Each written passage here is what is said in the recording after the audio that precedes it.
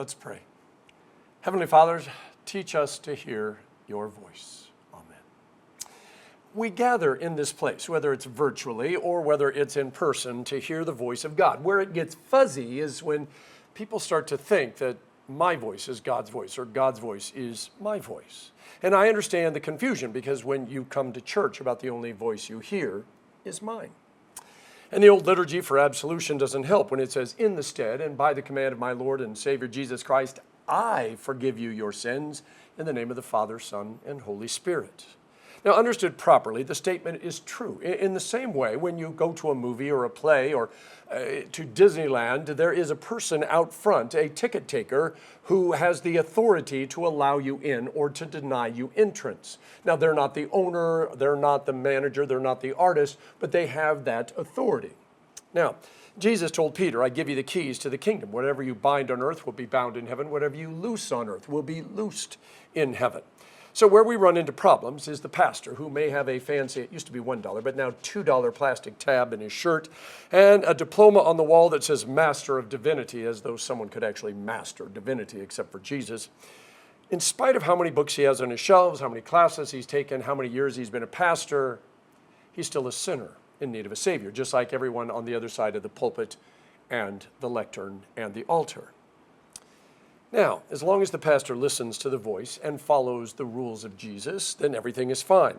But if he chooses to do his own thing, well, that's where we get a sticky wicket. Now, all of this is simply to say that while you listen to my voice with the expectation that I am passing on to you what God would have you hear, then you also need to read his word. You need to talk to him so that you can make sure that the two voices, my voice and his, really are the same. Now, there are definitely limits to what a pastor can do. A pastor cannot forgive a sin that the person either will not confess or won't even acknowledge exists. A pastor cannot guarantee that someone is going to go to heaven, nor can they guarantee that, that pastor is going to be able to change that person. We also, by the way, don't have the ability to create faith in someone. That's God's work and God's alone. Now, the truth always remains the truth. So that's why a pastor also doesn't have the ability to change God's word, no matter how hard or emphatically he may try. One thing I cling to, and one thing that is a reason that I'm willing to remain a pastor, is found in some Latin words that I learned a long time ago. They were the ones I mentioned in the entrance. Ex opere operato, translated, out of the works worked. What it means is that what I do when I baptize a baby or perform a marriage or consecrate the elements for communion or preach a sermon, it is valid in and of itself because it is God's work and not mine. So if you are a diehard Oakland, Las Vegas, Los Angeles Raiders fan and you discover that I am a Denver Broncos fan, it does not affect anything I have done on God's behalf for or to you. If I mess up a word, or if I wave my hand this way instead of this way, it doesn't change the power and the love of God for you. It does not excuse me or allow me to be sloppy or to work half-hearted, but it does ensure that if I mess up, you aren't punished. Now, there is another Latin saying, ex opere operantis, which means out of the worker proceeds the works, which is something that we cannot agree to or tolerate when it comes to pastors or church leaders or anybody else in ministry. But it is something that we must totally be dependent upon when it comes to Jesus. It is out of Jesus and Jesus alone that our salvation comes. If he is not who he says or who the Bible says he is, then as St. Paul said, we are to be pitied more than anyone else in the universe because we have no hope. But if he is who by faith we know him to be, then we have every reason to live every single day as a gift of God and have eternal hope. But we also have complete and total trust that our last moment on earth will be followed by an eternity with Jesus. Now, God gathers us here or online, not so that you can listen to me, but so that we can worship him. Now, and our worship does not arise out of fear that if we don't worship him, he's going to punish us because, otherwise he's going to be in a bad mood if we don't, meet all of his expectations and his self-absorption. No, that's not it. We worship him because he deserves our worship. And worship is not about the stuff we do. It's about a heart and soul that at the best of times understands life is a gift and love is rare. And knowing that we were created with a purpose enables us to live with purpose. And even in the worst of times, it trusts that evil and loss and death and pain cannot win, that God will restore us, and we will finally have the life that He has always imagined for us, even if it takes, well, our whole life and about 1/4 of a second more when He brings us to heaven. And so part of what is supposed to happen when we come to church is that our hearts, minds, and souls are to be continually baptized, not with water, but with grace and mercy and peace, so that we are able to take everything we are and everything that is around us in the world and use it for the sake of the gospel. See, it is always easy to worship God when everything is perfect and we are in our happy place, except such worship rarely happens because we're so busy enjoying life and being in our happy place that we just say, well, I'll get around to it, but right now I just got to enjoy this moment.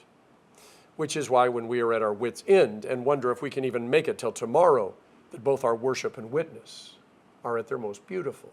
Because that is when we rely on grace and grace alone. I forget to remind you as often as I should that I do not expect you to be perfect.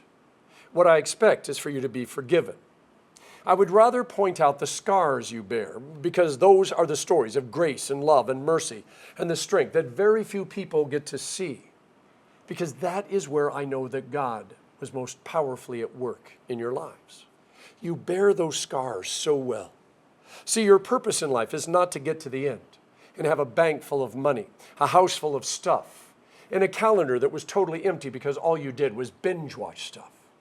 No, my prayer is that you have had just enough money, a house full of love, and a calendar filled with friends and family and events that are full of ministry and memories as you made a difference. I've always wondered why some people think the goal of life is to leave so much behind when they die. Far too often when I'm talking with someone who's getting ready to leave this world, they speak of all the things that they didn't do but wanted to, the things that they should have done but always thought that there would be, well, more time, and all the things they thought were so important but now are just junk that their kids are going to throw away right after they die. It's time for a modified burning house question. Now, remember the rules of burning house, okay? Your family and your pets are fine. They're already safe. But if you could only go back and get one thing out of the burning house, what would it be? And why? Here's where the modification comes in. What would you go into the garage or the storage unit or someplace else where you keep a lot of your stuff? What would you go and grab and bring it back and throw it on the house that's on fire? Have you had any revelations about something that you used to think was really important, but now are willing to get rid of because, well, not only is it not as important as it once was to you, but you've learned that it's actually a stumbling block or a distraction that you don't need? Now, I want you to push this to the non-stuff stuff. Think about your calendar or what you're going to do next month or next year. Something that you've always thought about doing, but you just weren't willing to pay the price, make the sacrifice, do what was necessary. What are you willing to sacrifice in order to make that happen? Because you've now realized just how important it really is. When St. Paul says many live as enemies of the cross of Christ, he's not just talking about people who hate Jesus and hate the church. He's also talking about people who have no idea just how precious their life is, how important family and friends are, how every single day is a gift from God. You see, Jesus said, I've come that I may give you life and that you may live it and have it to the fullest. Without getting too philosophical or existential, what is the purpose of your life? Not the meaning of your life, but the purpose of your life, what you are actually existing to be. Why are you here?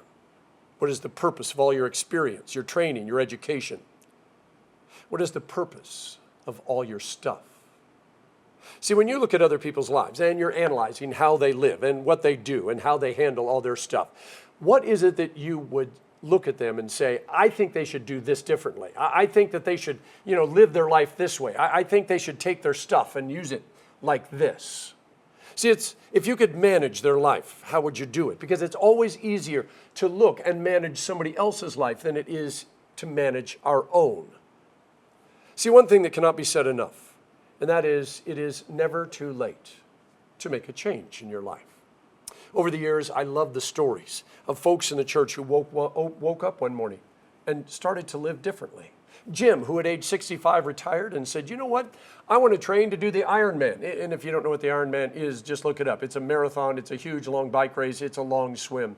And at age 65, he started training. And he not only competed 3 times, but he finished once. Then, there's 7 men from our church who retired a little early and went to seminary, became pastors. A naval officer who retired now builds homes for Habitat for Humanity. DC interns who decided that being a missionary, a trauma counselor, and a social worker was a far better fit for who they knew they were. And hundreds of others who saw who they were and where they were going, and they made a conscious decision to make a change in the direction of their life to get where they now knew they could use their time, their talent, and treasure to make a difference. Now, such changes did not come easily, nor were they without pain or distraction. And to be honest, those kind of changes aren't for everyone. The church is not a how to live your best life seminar or self-help lecture. But having said that, we do not and cannot remain the same after hearing the gospel. But the change does not require quitting your job or moving to Indonesia to be a missionary or becoming a trauma counselor or training to be an Ironman.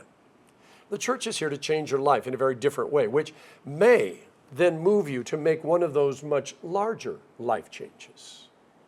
See, as I sometimes do, I'm going to disagree with King David for a moment. See, in our psalm, he said, "Let the light of your face shine upon us, O Lord. You have filled my heart with greater joy than when their grain and new wine abound. I'm going to lie down and sleep in peace, for you alone, O Lord, make me dwell in safety." Now, I love the first part, that whole thing, but it's those last words, dwell in safety, that are disconcerting.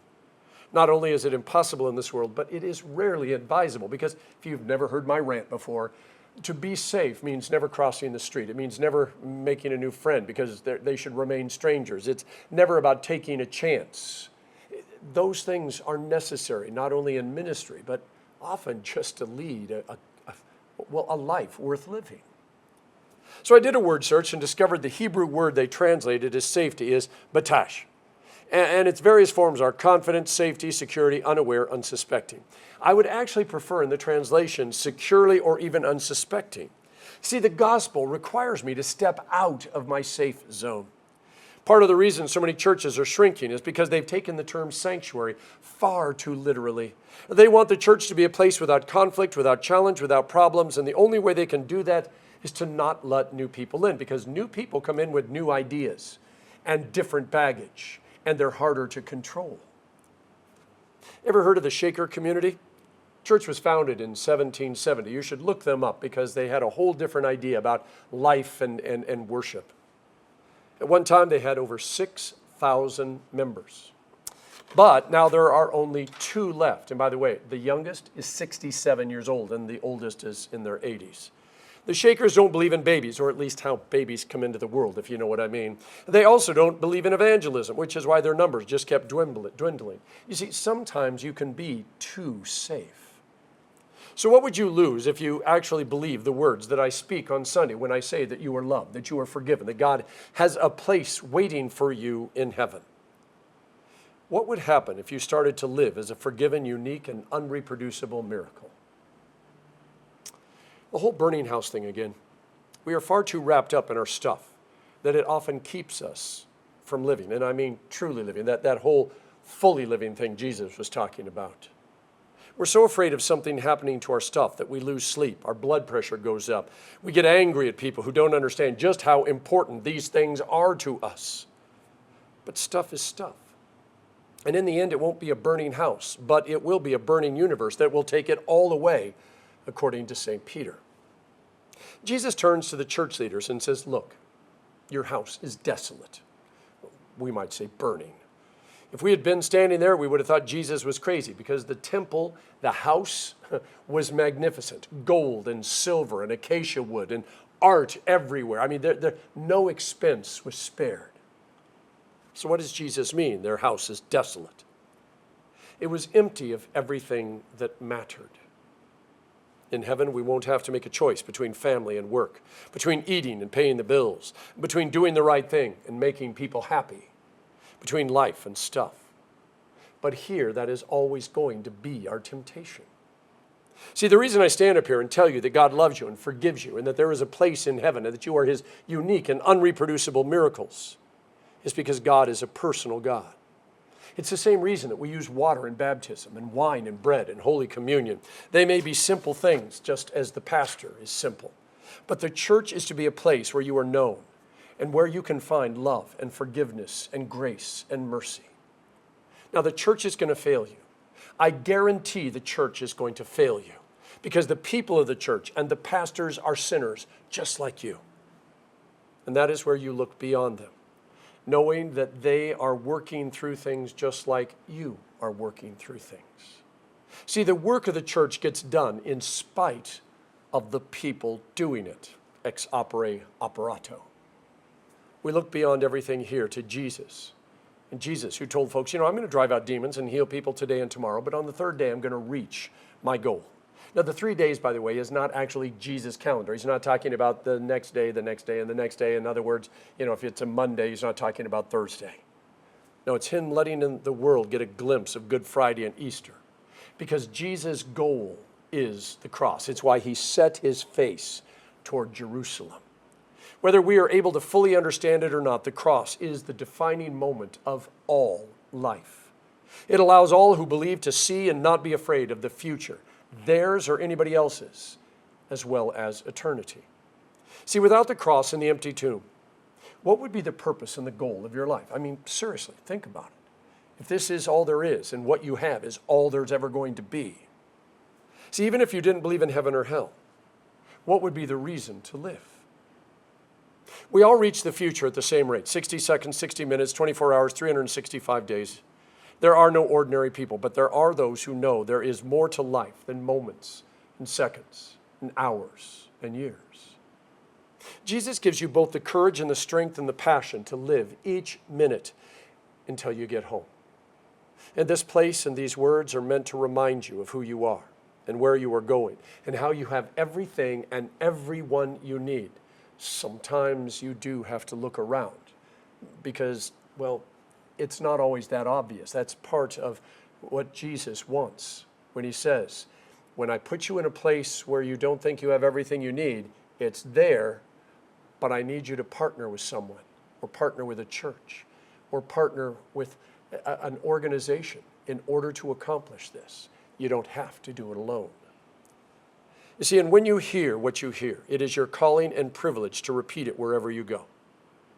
That not only are you loved and you forgiven, and there is a purpose and a reason for your life, but there is a purpose and a reason for their life, and love and forgiveness waiting for them as well. And remember those words, ex opere operato. The power is not in you. It is and always has been in Jesus.